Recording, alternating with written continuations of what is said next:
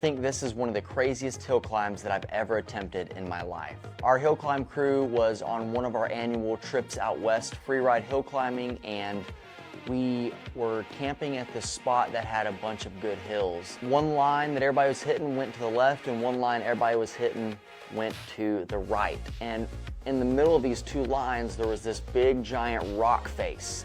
And it was straight up and down. It had several ledges. I've been hitting these other lines and looking at that thing and just being like, man, someone's got to hit that thing before we leave this place. I took about 3 to 4 runs at this hill, kind of burning in a line.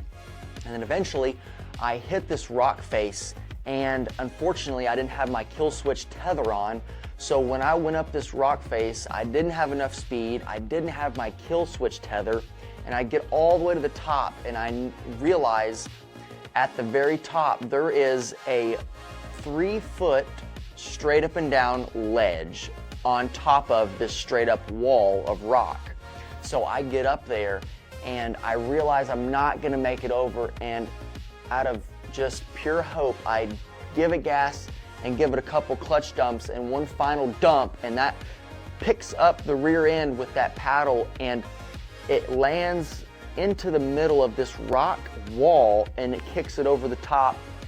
And for a brief moment, I'm just standing in midair and I'm able to just fall knowing that my bike was good. Devin went up there and he killed my bike because I was trying to get around this cliff.